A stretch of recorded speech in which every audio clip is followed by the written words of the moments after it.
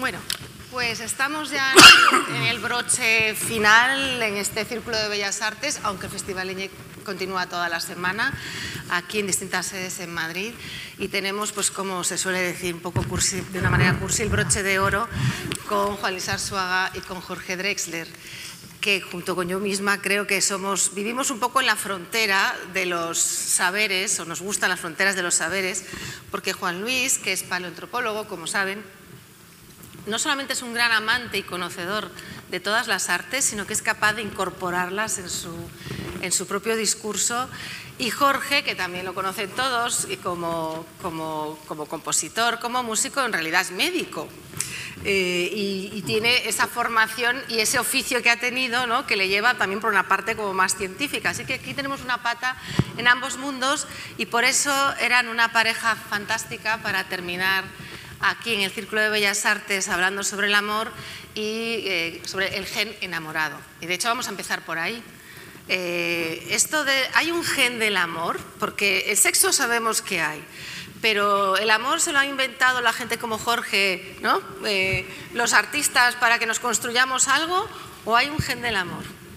Juan Luis, ¿quieres empezar? Bueno, Jorge ha contribuido, pero yo creo que lo que hace él es tocar una tecla, ¿no? Pulsar una tecla en el ser humano. O sea, el amor el sentimiento lo puede desencadenar, bueno, otra persona, por ejemplo, de la que te enamoras, pero uno experimenta esa emoción, ese sentimiento de forma vicaria, que dicen los cursis. Es decir, en el cine, por ejemplo, cuando hay una película, hay una historia de amor, uno se enamora también, ¿no? O te puedes enamorar de un personaje de una película, ¿no?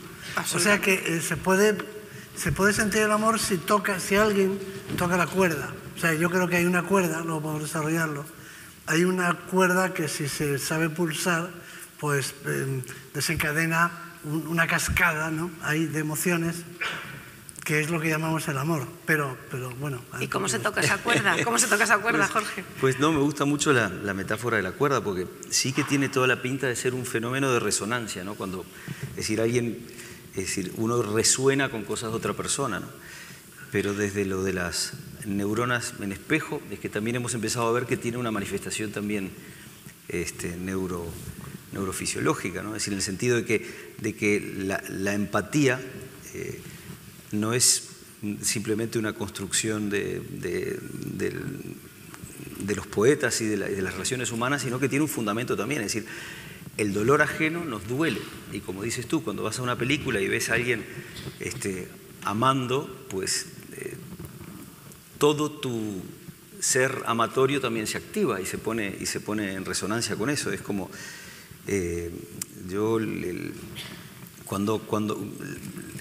así funcionan también las canciones. Las canciones son como una canción es una espora, una canción es un fragmento de información de un sentimiento que uno siente en un momento, plasma en un formato físico y queda inerte durante un tiempo hasta que vuelve a ser despertado por la persona que lo escucha. O sea que es un acto siempre de resonancia. Alguien emite y otra persona recibe y siente eso que alguien sintió. Si tienes suerte, vuelve a sentir lo que tú sentiste en ese momento, ¿no? Pero desde luego las canciones nos producen sentimientos y emociones, ¿no? Y entre ellas las amorosas y otras. También a veces hay músicas patrióticas o militares que lo que hacen enardecen a las masas. Es decir, que a través de la canción se pueden despertar pasiones o emociones. Claro. La pasión sería la emoción descontrolada, ¿no? Emociones.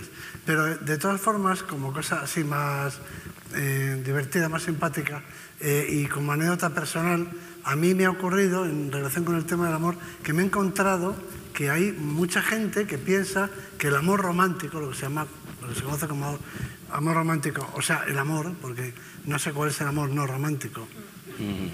No sé en qué consiste el amor no romántico. El amor a los hijos, a la familia, el amor filial. El amor filial. Bien, por supuesto. La amistad es una forma de amor. amor. Todo eso. Sí. No, pero me refería al amor de pareja. De pareja. El amor de pareja no romántico, no sé cuál es, pero el romántico. Me he encontrado con mucha gente que cree que eso es una construcción literaria, que en realidad eso no existe, que en la vida en Madrid no pasa, ¿eh? puede ocurrir a lo mejor, y desde luego no pasaba en la prehistoria, que es por el tema por el que yo discutía, ¿no? Que es una elaboración, así ya los más instruidos y leídos te sueltan que esto es un constructo de la literatura provenzal de la corte de Leonor de Aquitania, y eso ya parece definitivo, ¿no? Leonor de Aquitania fue la que inventó el amor. Entonces, el amor está idealizado, poetizado y demás, pero que eso no es una cosa que se produzca en la vida normal, o sea, que a la gente no le pasa. Entonces, cuando me cuentan todo esto, yo, al menos la reflexión, no lo expreso, pero a mí lo que me viene a la cabeza es, esta persona que me dice esto no se ha enamorado nunca. Porque para mí, en mi experiencia por lo menos, no hay nada más visceral, esa es la palabra, ¿no? Más biológico que el amor. El amor es una cosa que te ocurre. Pero el amor en el momento en sí del enamoramiento, porque después, claro, se convierte ya en algo que casi se institucionaliza, ¿no? O sea, una pareja, un matrimonio, y eso ya es como otra cosa, ya no es tan biológico, ¿o no? Lo que pasa es que a mí como reducir el amor al amor de pareja, que es el más evidente, el más fuerte y sobre el que es del que vivimos los escritores de canciones, sobre todo. Y del desamor también, sí, vivís bastante, ¿no? Claro, y del desamor sobre todo, ¿no? Y de la falta de, digamos, ¿no? Es decir, pero es que el amor en realidad es una... estoy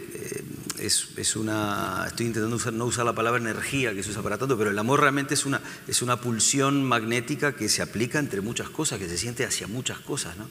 Hay un amor hacia la naturaleza, un amor hacia la historia, un amor hacia el ser humano, que es el que yo veo, por ejemplo, en Juan Luis, que es el que mueve a uno a querer saber más del otro y más de uno mismo, ¿no? De repente, ¿no? Pero ya una persona que empieza usando la palabra constructo, que es muy fea, es como para desconfiar. ¿Qué palabra más fea? Constructo. Leonor de Aquitania está muy bien, pero hay muchísimos ejemplos en la literatura de todas las sociedades, todas las culturas. Y muy anterior, el Cantar de los Cantares, ¿no? Es decir, 2000 años antes. En cualquier sitio donde se mire, incluso en folclore, en todas partes, ¿no? O sea que eso se podría desmontar. Pero bueno, no deja de ser interesante este debate. ¿Y en la prehistoria entonces habría este tipo de enamoramiento como brote psicótico? Y ahora que se ya dice como a veces antropólogo o como paleontólogo tendría que decir eso que se dice siempre, que el amor dura, ese amor, digamos, ese vínculo tan fuerte, ¿no? Dura 3 años lo que la lactancia de un niño. Eso es, digamos, la teoría científica, ¿no? Que claro, que eso existe con ese nivel de intensidad, pues mientras hay que criar a un niño. Y entonces, claro, conforme el niño, el hijo común, se va valiendo por sí mismo, pues el vínculo pierde fuerza porque, digamos, la pulsión biológica remite, porque ya no es necesario que haya una convivencia tan estrecha para proporcionar cuidados al hijo, ¿no? A la hija, a la cría. De manera que ahí podríamos tener, no es que sea la explicación perfecta, pero es una explicación razonable de por qué, bueno, más o menos, se puede dar un periodo muy intenso de atracción mutua y luego, pues, otra fórmula, otros... Porque claro, luego vienen otros hijos. Claro. A 3 años igual no esperaban antes, ¿no? Para tener y luego pues no duermes bien, no llegas muy cansado, ¿no? Al final no sé si la pareja sobrevive fácilmente a la suma de hijos. Yo creo que igual una especie que invierte tanto en tener un cerebro que se lleva el 20% de las calorías que consumimos, es decir, no sobrevive sin el cuidado del amor. Demoramos mucho en crecer, y si no existe ese acto de cuidado, ese acto de preocuparse por el otro, somos muy inválidos cuando nacemos. No, claro, con un desarrollo tan prolongado, es evidente que una madre, por ejemplo, en el caso de los chimpancés, que no colaboran el padre, de hecho ni siquiera se sabe quién es, en la crianza, pues es imposible una madre humana no podría ocuparse de un hijo de 8 años, otro de 5, otro de 3, no sé, y estar embarazada. Claro. Eso es inviable directamente. Habéis dicho, antes ha mencionado Jorge la empatía, la importancia de la empatía, y tú dices, Juan Luis, que la especie humana hemos llegado donde estamos, ¿no? en el control del planeta, vamos a hacerlo así, porque somos una especie que coopera, porque cooperamos unos con otros. Aunque parezca mentira, viendo, ¿no?, cómo nos portamos a veces. No, cooperamos un montón. Esto que estamos haciendo aquí sería impensable en cualquier otra especie. O sea, tú no puedes meter 100 lobos juntos de diferentes manadas, pero ni 100 chimpancés, ni 100 elefantes, ni 100 nada. O sea, tú no puedes juntar a 100 animales de diferentes procedencias en un recinto sin que se produzcan aquí. No solamente no hay agresiones, sino algo mucho más importante, ni siquiera hay amenazas. Espérate. Hay pequeñas amenazas, ¿eh? Hay pequeñas amenazas, cada vez pequeñas, microamenazas, cuando hay un choque, por ejemplo, en una cola, cuando alguien se siente molesto, hay microamenazas, ¿no? Malas caras, que decimos. Me ha puesto mala cara. No, eso es una pequeña amenaza. Pero vamos, no amenazas muy abiertas. Y estamos aquí reunidos tan ricamente, y esto mismo es exclusivo de la especie humana, entre las especies sociales, ¿no? O sea, lo pueden hacer las especies que son gregarias. En un banco de peces puede haber miles de peces, pero es que no interactúan. Claro, no estarían ahí sentados escuchando. Entre las especies sociales, esto que estamos haciendo ahora es realmente increíble y reciente, relativamente reciente. No, normalmente no hay agresiones. En un día normal, uno no presencia ninguna agresión, ni la sufre, ni la lleva a cabo, pero pocas amenazas. Hay pequeñas amenazas en el tráfico, por ejemplo, Sí. Miradas amenazantes. Claro. Que viene de nuestro pasado primate o nuestro presente primate, no sé cómo decirlo. Son amenazas, directamente amenazas. Claro. O sea, esa mirada amenazante, fruncir el ceño y a veces más, o sea, levantar la voz simplemente, claro. Mirar de frente. O sea, hay muchas pequeñas amenazas que es lenguaje corporal, de amenaza, claro. Y de apaciguamiento. Eso se da en la vida en un grupo humano, en un ascensor, por ejemplo. Puedes ver todo eso, porque en un ascensor haces que la gente esté muy junta. Y entonces necesitamos un espacio, por ejemplo, un espacio para sentirnos seguros, ¿no? Si invaden nuestro espacio nos sentimos amenazados. En un ascensor la gente mira para abajo. O sea, quiere decir que este tipo de cosas se ven a diario, pues somos una especie biológica, entonces tenemos todas las pulsiones. ¿Y sin capacidad de empatía, Jorge, se puede hacer arte? ¿Se puede llegar al otro? Bueno, hay muchos ejemplos de artistas no empáticos, inclusive con ausencia de empatía, y que sin embargo saben contar cosas que producen empatía en otras personas sin que ellos la sientan de repente. Yo de cualquier manera, cualquier tipo de comunicación, no solo artística, sino comunicación también humana, es un puente entre dos personas de alguna manera. O sea que tienes que de alguna manera tener una cuerda que une, un puente por el que transita esa información. Tienes que ponerte en el mismo lugar, pero para los que escribimos canciones, por ejemplo, el arte, digo, la posibilidad de observar a otra persona, de saber lo que siente, de poder expresarlo, de poder salir de uno mismo, inclusive, y ponerte en el personaje de otra persona, de entender un poco cómo funciona otra persona y sentir lo que esa persona siente, es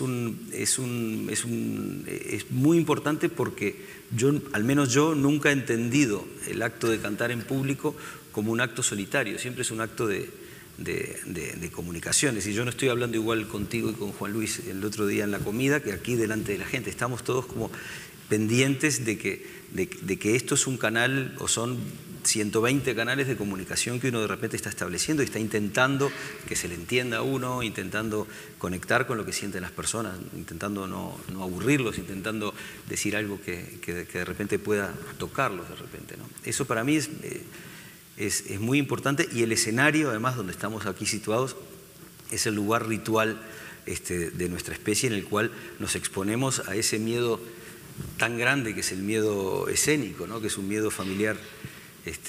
Hay quien dice que es familiar del miedo a la muerte, porque en nuestra especie tan gregaria, meter la pata en un escenario y que el grupo te censure o te erradique es muy parecido a un exilio, es muy parecido, sales muy mal de un escenario cuando metes la pata, ¿no? Estás muy expuesto, tienes la voz amplificada, además, entonces cualquier cosa que digas bajita, todo el mundo la escucha de cualquier manera, ¿no? La escucha muy adentro, ¿no?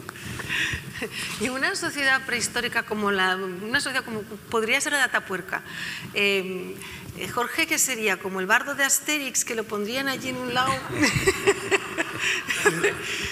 Castigado Sí, bueno, no sé si había, depende del periodo, del momento de la evolución, pero no sé, creo que es muy reciente el que haya artistas profesionales, por decirlo así. Bueno, a ver, muy reciente para ti, quizá no sea muy reciente para lo que coloquialmente entendemos, ¿no? Bueno, pues a partir del Neolítico y todo eso.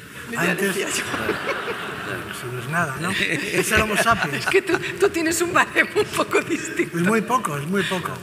Es muy poco porque eso sí que es cultural. Es decir, el individuo es el mismo. O sea, todo lo que se ha añadido a nuestra vida desde a partir del momento en el que, bueno, pues las sociedades se hacen sedentarias y todo eso afecta solo al epidermis, no ha cambiado el ser humano. Es decir, que sigue siendo el mismo ser humano, igual que el de Altamira, aunque tenga otro tipo de alimentación o otra manera de, no sé, de viajar, pero en realidad no cambia, no ha cambiado nada, ¿eh? Eso, hay una novela famosa, bueno, es un libro famoso de Chadwin, que se llama Los senderos de la canción, Los senderos de la canción. Sí.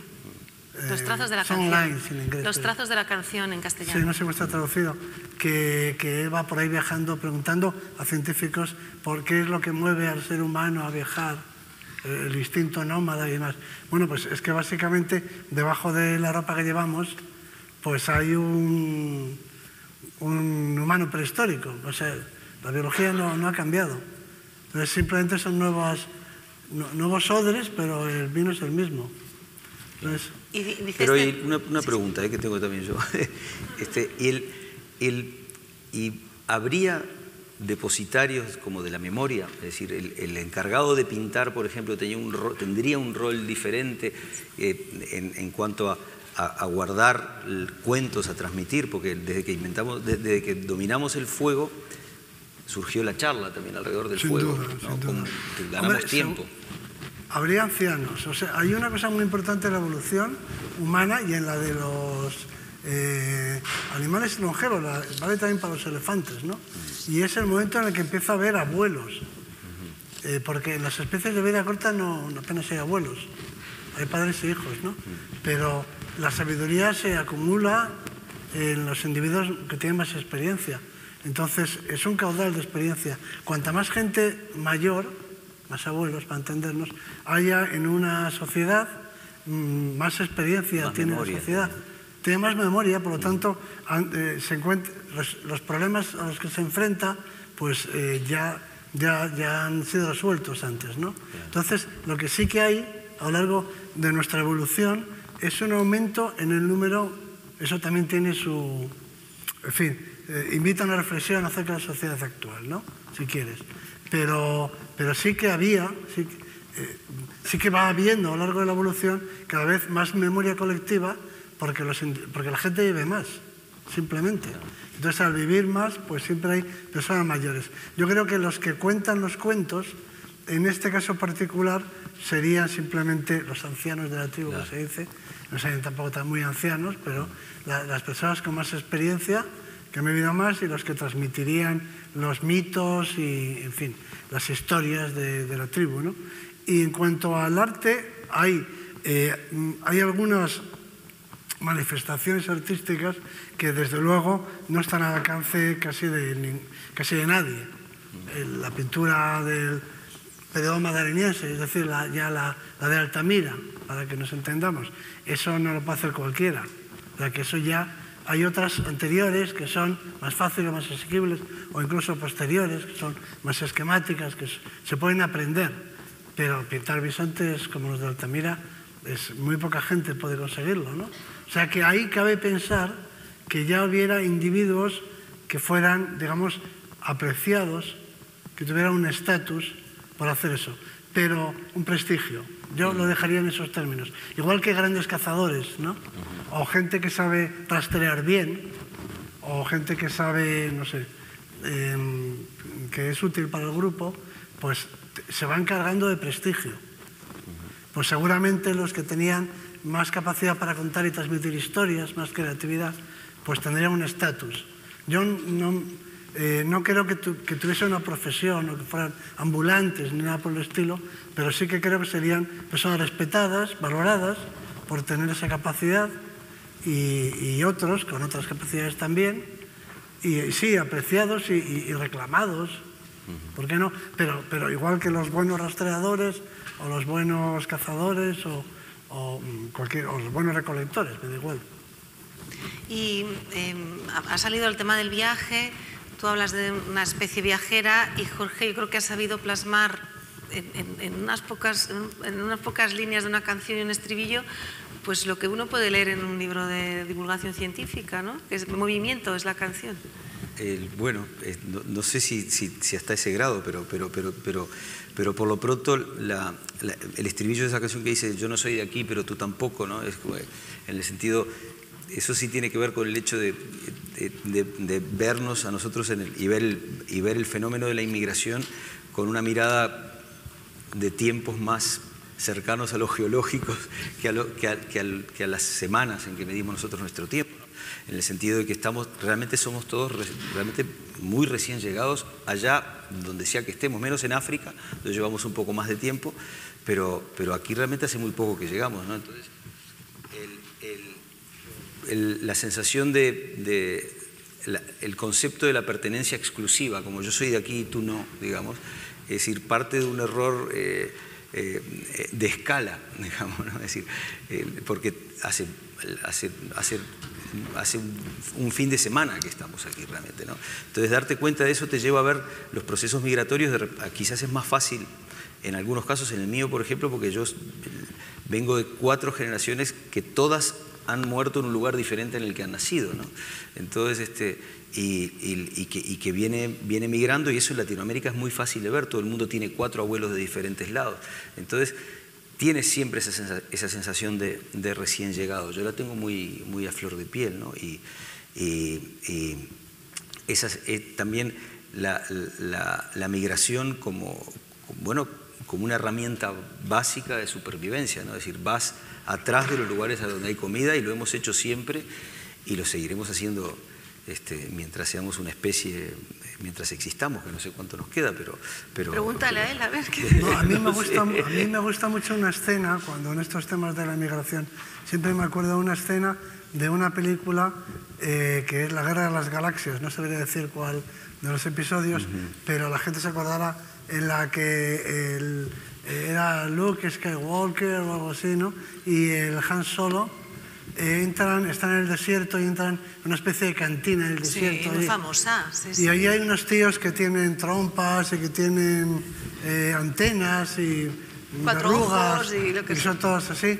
Y entonces estos entran y les miran, Chihuahua también va, y les miran, los parroquianos estaban ahí bebiendo, les miran así con hostilidad, con amenaza, y por fin se le acerca uno y dice, aquí no nos gustan los tipos raros. Dice, de la trompeta, el de la probóstide le dice a Han Solo, no nos gustan los tipos raros. Sí, pero fíjate que en esa escena, que todos son extrañísimos para nuestra mirada, ¿no? Y están tocando jazz. O sea, bueno, claro. Se inventan, ¿no?, formas, pero la música es la que es, ¿no? Sí, bueno, siempre hemos tenido mucha mucha facilidad en pensar que nosotros somos, cuando digo nosotros, hay muchos tipos de nosotros, digamos, ¿no? Pero cuando nos definimos como pueblo, de repente, o como nación, muchas veces, es decir, o casi siempre es por exclusión del otro. Es decir, lo primero que hacemos es pensar que tenemos algo en particular, ¿no? Algo en especial, y que los raros son, evidentemente, los otros, no vamos a ser nosotros los raros, ¿no? Entonces, esa ilusión de pertenecer a algo que es excluyente, y muchas veces se cree que es mejor que lo que tiene el otro, nos lleva a hacer cosas ridículas como esas pinturas que uno ve de repente de cuando llega el Homo sapiens aquí y muestra unos hombres blancos llegando y pintando en Altamira, unos señores rubios, blancos, cuando en realidad acabamos de llegar de África y nuestra piel era mucho más oscura, por ejemplo, que es algo que en nuestra sed de familiarización, igual que cuando vas a una iglesia y ves una imagen de Jesucristo completamente nórdico de repente, ¿no? Es decir, todos intentamos que pensar que los nuestros, que el ser humano somos nosotros y que los otros son como diferentes, ¿no? Es decir, alguien me contó que Yanomami quiere decir los hombres, ¿no? Sí, eso, Inuit y todas. Y todos los nombres, digamos, ¿no? Es decir, no hay un pueblo que no piense que es el pueblo elegido de alguna manera, ¿no? Entonces eso nos acompaña como una característica propia que está fundada en el miedo que produce la extrañeza, ¿no? Y en el miedo que produce la diferencia, ¿no? Que lo primero es perderle el miedo a la diferencia, ¿no? Perderle el miedo a la diferencia, ya sea de alguien que se ve diferente que tú, que tiene una opción diferente en lo que sea que tú, o alguien que vivió en otra época, que es muy fácil considerar que que ahora somos los hombres y que los de antes eran como decía Juan Luis, éramos los mismos, ¿no? Realmente en todo este tiempo, ¿no? Eso es muy difícil de llegar a asimilarlo, ¿no? Y bueno, sobre la evolución, todos los estudios de la evolución han avanzado muchísimo, pero ¿se ha valorado o se está empezando a valorar de verdad el papel que la emoción puede jugar en la evolución humana como especie? Bueno, ahora hay pero mucho más que eso. Hace unos años, y estaba yo también en un acto de estos con público, y lo comenté ahí, y nadie se impresionó lo más mínimo, pero se acababa de publicar lo que se ha llamado la Declaración de Cambridge. O sea, hubo un grupo de neurocientíficos que se reunieron en Cambridge en unas jornadas, un congreso, elaboraron un documento que se conoce como la Declaración de Cambridge, y ahí lo que se dijo es que los animales tienen mente. O sea, que no somos los únicos seres con mente. O sea, que otras especies tienen mente, ¿eh? Y, por supuesto, emociones, o sea, consciencia. O sea, que hay otras especies con mente consciente. Y eso es de hace 4 días, ¿eh? Pues sería hace 4 años, no me acuerdo muy bien.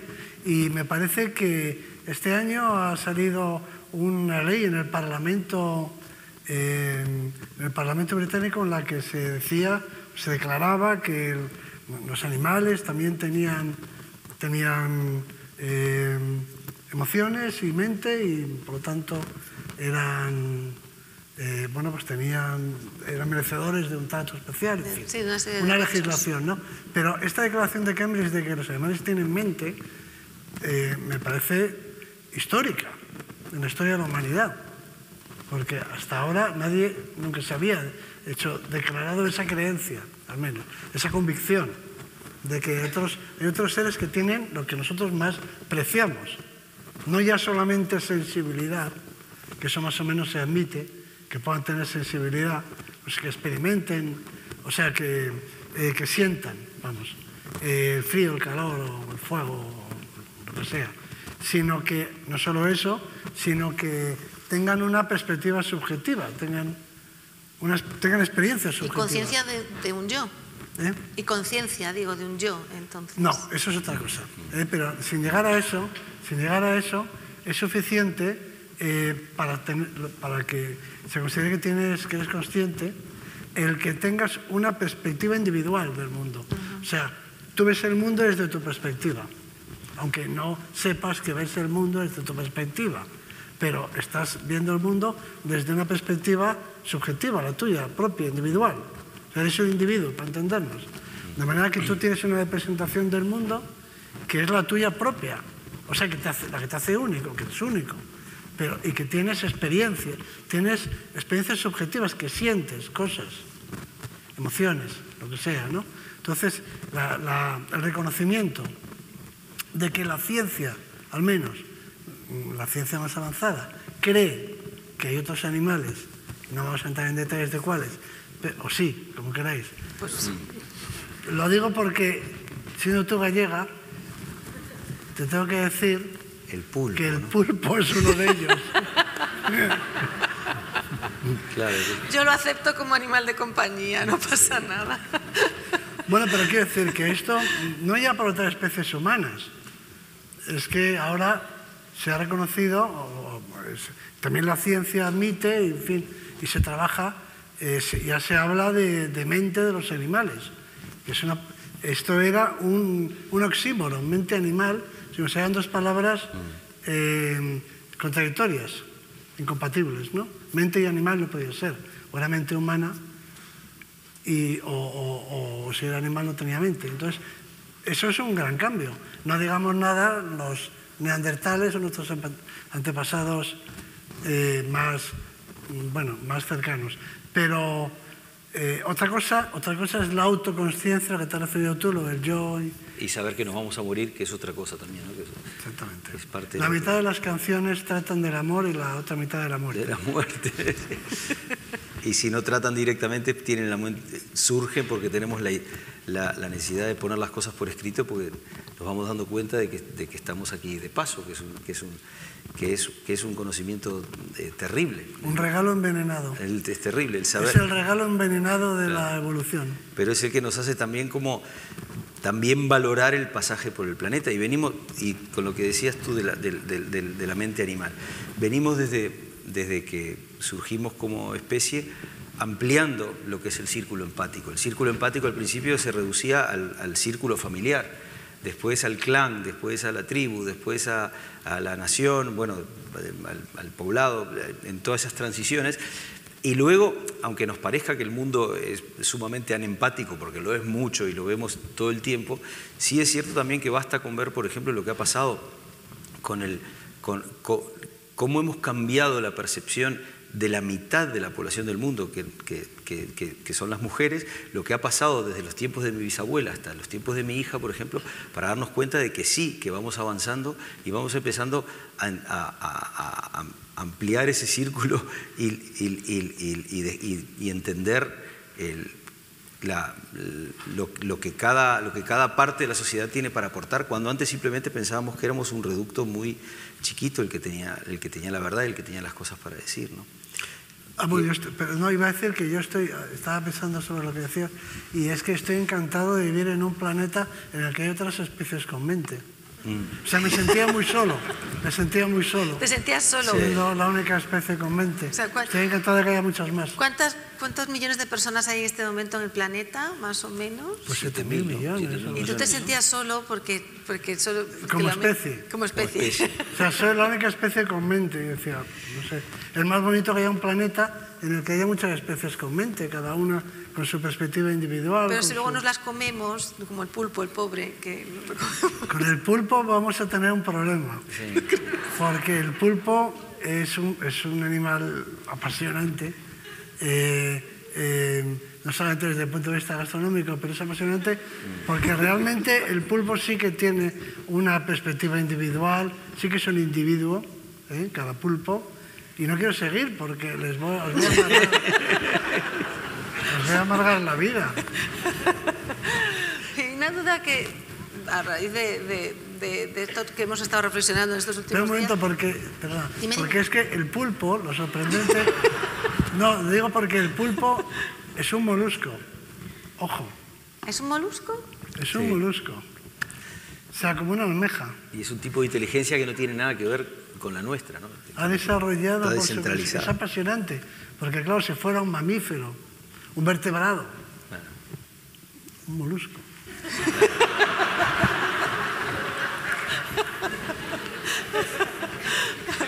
Yo iba a preguntar, volviendo un poco al papel de las emociones, que uno cuando estudiaba en su tiempo, pues la cuestión de la evolución parecía que el instinto más básico es el de la supervivencia, ¿no? Y es el que hace que al final tomes las decisiones supuestamente, ¿no?, más en situaciones extremas.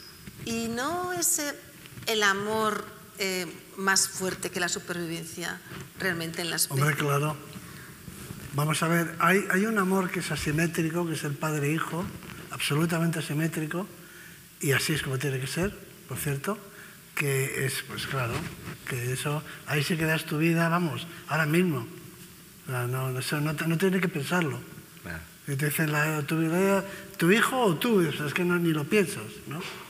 Pero tú fíjate, es curioso, estos temas, de nuevo aparecen los genes, salen a relucir los genes, porque ese grado de altruismo se va aminorando conforme el parentesco va siendo mejor. O sea, por supuesto que daría mi vida por mi hijo, a lo mejor por mi hermano también. ¿Y ya por tu sobrino? ¿Y por tu primo? Ya, más difícil. ¿Y por el cuñado? ¿No? Imagino. ¿Por el cuñado? Y una pregunta yo, ¿no? Una pregunta que tengo. ¿Y no será que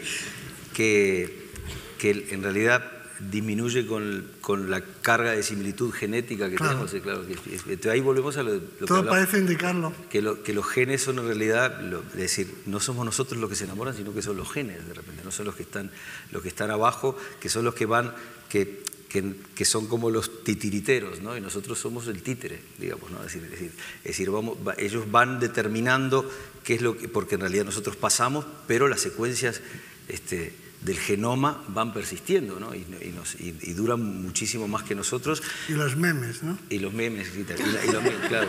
Y lo que pasa con y lo curioso que hablábamos el otro día también es que de la misma manera que persisten determinadas fragmentos de una secuencia de genética con información que después se transforma en órganos y hasta en actividades de repente, ¿no? Es decir, pasa algo parecido con la cultura también, ¿no? Sí, sí. La cultura también está constituida de pequeñas piezas que se van copiando y que van enfrentándose con otras piezas. Por ejemplo, la clave del candombe, que está presente en todas las culturas afro-latinoamericanas, que viene de ahí. Hay muchas claves. Hay otra que es muy parecida, que es... Y entra las dos en una misma pieza y uno tiene que elegir una o la otra. Y esa misma clave, es decir, lo curioso, como pasa de repente con la décima espinela, que a mí los géneros poéticos me gustan mucho porque sobreviven en lugares muy diferentes, como estaban aislados las especies en dos continentes. Cada uno piensa que la inventó, que tiene pequeñas mutaciones como si fuera un gen y se adapta a diferentes tipos musicales. Y algunos, como un estribillo, por ejemplo, que uno va por la calle y escucha a alguien silbando una canción muy pegadiza y cuando querés verla estás silbando también, y nosotros nos dedicamos a escribir canciones que son fragmentos muy cortitos de información, o sea, condensamos mucha información con la esperanza que emocione a otra persona, pero también que esa emoción de alguna manera se viralice, perdón por la utilización en este contexto de la palabra viralizar, pero como que vaya y que pase de una persona hacia otra, digamos, ¿no? Y algunas cosas tienen mucho más potencial de viralización, mucho más potencial de transferirse. Algunas canciones de cuna que son eternas, de repente, que vienen de hace muchísimo tiempo, que otras que de repente que se generan y que compiten con otras manifestaciones culturales y mueren en ese momento porque no siguen adelante, ¿no? De repente. Entonces, de ahí lo que hablábamos el otro día de la teoría de que la cultura, lo cual no es, la cultura también se comporta como una entidad biológica, lo cual no es para nada raro, porque yo siempre vi las canciones como el perfume de nuestra especie. Digamos, somos una especie que tiene una apariencia visual que tú la ves y tiene algo que tú ves, como tiene una flor, que ves pétalos y estambres y lo ves ahí, y hay algo que no ves de la flor, pero que es emitido por la flor, y que depende de las características de la propia flor. O sea que no es raro que un producto de nuestra especie, como son las canciones o los cuentos o algunos usos y costumbres, también respondan a patrones de lo que lo origina, que es una entidad biológica, digamos, ¿no? O al menos me parece eso a mí, ¿no? Pero... No, está muy bien. No, pero antes he observado, he apreciado que a la gente le ha hecho gracia lo de los memes, pero es que a lo mejor no conocen. Ah, bueno, claro, porque se usa, porque se usa para Twitter, claro. Porque a lo mejor no hablamos de esos memes, ¿no? No hablamos de los otros. No, es que la mayor parte de la gente no sabe ahora de dónde sale la palabra meme, porque ya es una palabra que tiene un significado por sí mismo, la sociedad, y nadie cae en la cuenta de su origen. De Dawkins, ¿no? Es de Dawkins, o sea, es de un biólogo. De los 70, además, hace mucho tiempo. Sí, es antiquísimo. Es el autor de un libro que se llama El gen egoísta, un libro muy influyente. Que ha tenido... Como el enamorado, pero egoísta, digamos. Bueno, pero egoísta que explica el amor, pero bueno, claro. Y el altruismo. Porque, claro, favorece sus copias en otros cuerpos, lo que decíamos antes del altruismo. El altruismo entendido como favorecer a tus consanguíneos se llama nepotismo. Claro. Y sea en todas las sociedades, ¿no? Sí. Favorecer a... Yo por eso lo de favorecer a los cuñados, que se da también en algunas situaciones, no tiene lógica. Yo pensaba que esto era absurdo biológicamente, pero luego he leído que en realidad no, porque a fin de cuentas tu cuñado en realidad cuida a tus sobrinos o participa, de manera que estás favoreciendo a tus sobrinos. Claro.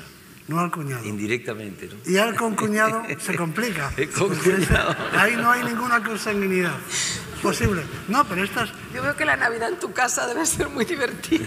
Todas las sociedades, fíjate hasta qué punto es esto cierto, que todas las sociedades prestan muchísima atención a los grados de parentesco, enorme atención, y tienen muchísimas expresiones para diferenciar los diferentes grados de parentesco político y carnal, ¿no? La atención que prestan las sociedades al parentesco es inexplicable si no fuera porque en realidad lo que te está interesando es ver cuánta sangre, que se decía antes, ¿no? Claro. Es mi sangre.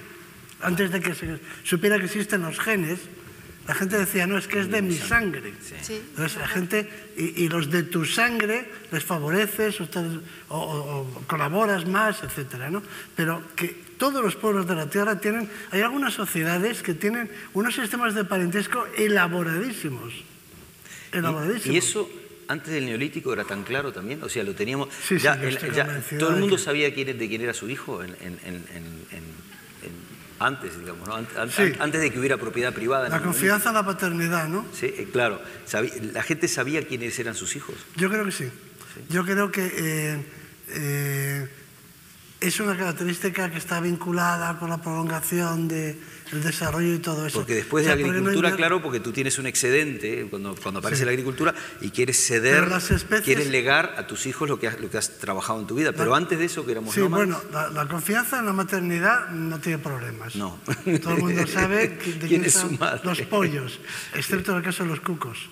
Ah, claro. Pero ¿tú sabes cómo se dice en inglés poner los cuernos? No. Cuckold, to cuckold, hacerte el cuco. Wow. Poner el huevo de otra persona en un nido, claro. Es decir, en realidad, en inglés, poner los cuernos es hacerle el cuco a alguien.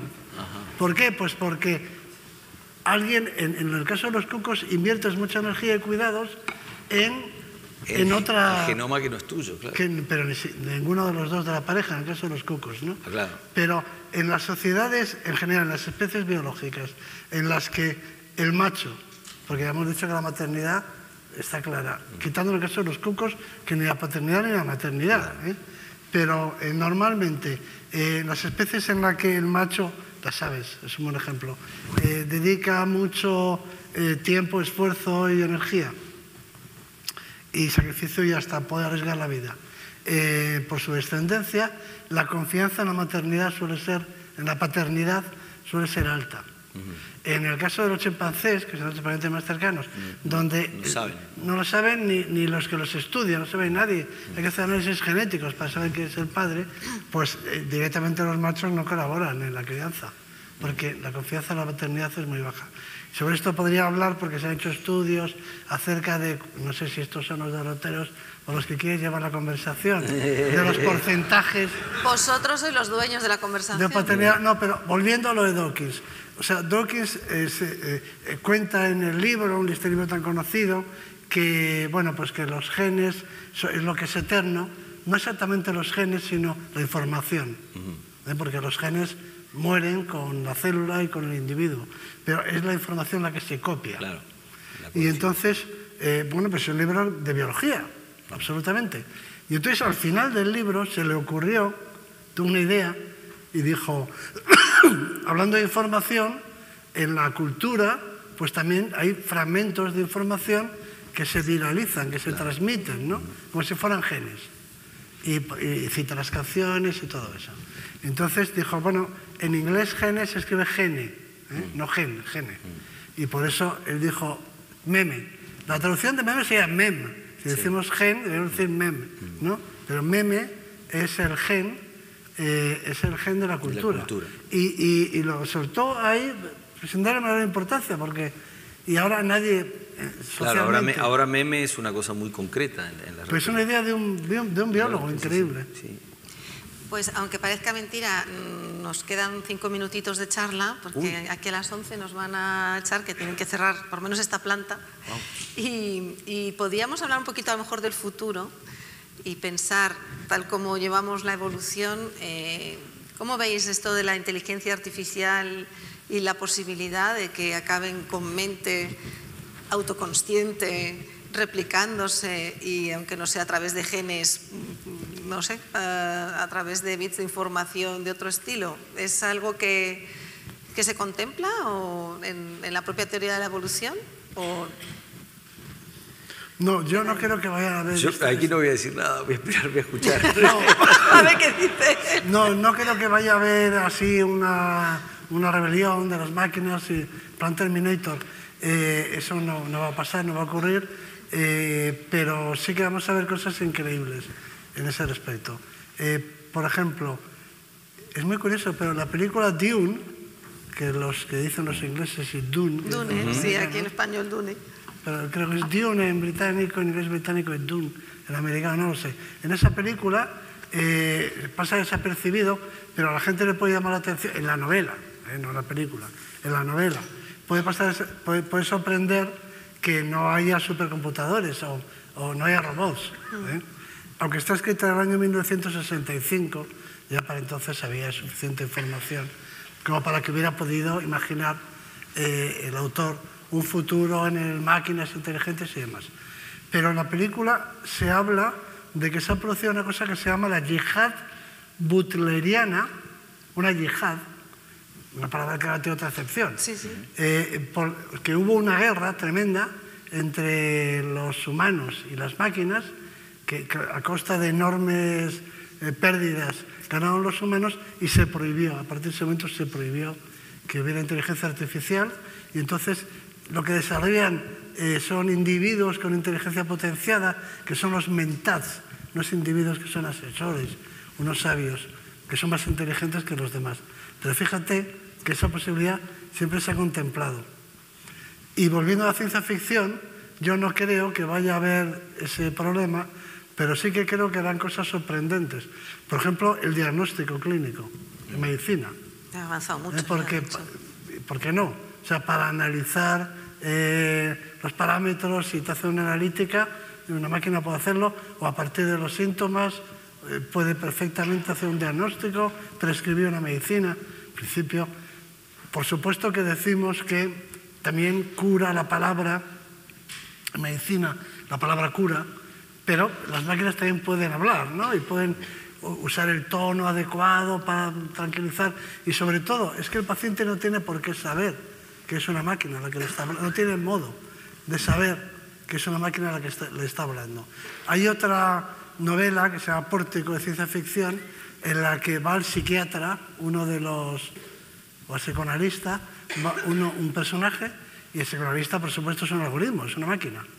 Y entonces están allí, está tratando, y en un momento determinado dice el humano, dice, pero ¿qué sabrás tú que eres una máquina? Y entonces la máquina le dice, sí, pero no hemos venido aquí a hablar de mí, sino de usted. ¿Qué es lo que dicen los psiquiatras?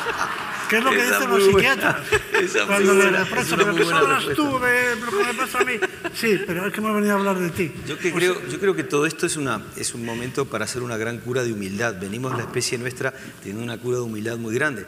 Por un lado ya la mente no es nuestro patrimonio, lo que decías tú, ¿no? O sea que por el lado de los animales nos han ganado ese terreno en el buen sentido de la palabra, porque es muy bueno que le ganen a uno terreno, porque es muy bueno no estar solo en el planeta, como dice Juan Luis. Por otro lado, las máquinas nos han ganado terreno también. ¿Quién iba a pensar hace 50 años que una máquina te podía ganar al ajedrez, por ejemplo? Ya ni siquiera, es decir, bueno, o hace 70 años, por ejemplo, ¿no? Es decir, que pensamos que el ajedrez era un atributo completamente humano, digamos, ¿no? Es decir, pero lo bueno de todo esto, como toda cura de humildad, es que la identidad de cualquier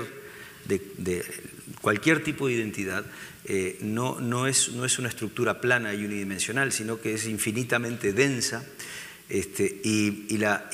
entonces es fractal, o sea, por más que achiques el espacio en el que se mueve, es el infinito que sucede dentro de ese espacio. Entonces tenemos ahora una oportunidad histórica como especie de encontrar qué es lo que realmente nos hace humanos, porque si no es jugar al ajedrez ni es tener mente, nos tendremos que hacer esa pregunta. Bueno, la emoción va a ser más difícil de replicar, ¿no? ¿Cómo se hace la emoción con un algoritmo? Yo sí que termino con un cuento. Venga, dale. Y cerramos con tu cuento. Venga. Dale. ¿Termino con el cuento? Sí, claro. Este es un cuento de unos extraterrestres que llegan al planeta Tierra y descienden allí con su nave. Entonces se quedan los humanos, vienen son de paz, ¿eh? Todos los humanos se quedan ahí asombrados y rápidamente la ONU organiza una delegación para hablar con ellos. Entonces en esa delegación pues va un paleontólogo, por ejemplo, me llaman a mí. Paleontropólogo, para que va un matemático, va tal. No llevan un cancionista seguro, ¿no? No llevan. No, porque les mandamos a unos científicos. Ah, vale. Para impresionarles. Entonces el paleontólogo les explica la teoría de la evolución, todo eso, y los extraterrestres escuchan con cariño, con consideración, y dice, muy bien, muy amable, gracias. Luego llega el matemático y les explica nuestros teoremas, y los extraterrestres también lo escuchan con benevolencia y dicen, muy interesante, muy interesante. Total, y así pasa con todos. De manera que al final los extraterrestres dicen al jefe de la delegación de la ONU, le dicen, mire, no hace falta que nos envíen más científicos, porque las matemáticas que saben ustedes, pues en fin, en nuestro planeta es lo que se explica en el curso introductorio. Su biología, que está muy bien, pero en fin, nada que ver con la biología que sabemos nosotros, y así sucesivamente, ¿no? Entonces los humanos, los científicos, la delegación se marcha así cabizbaja, y cuando están en la puerta, el comandante de la nave dice, un momento. Dice, no se vayan. Ese Shakespeare suyo sí nos interesa. Ese Cervantes suyo sí nos interesa. Ese Goya suyo sí nos interesa. Porque seguro que ellos tienen mejores matemáticos, pero está por ver que tengan mejores poetas. Esa es mi reflexión. Fantástico. Okay, bien.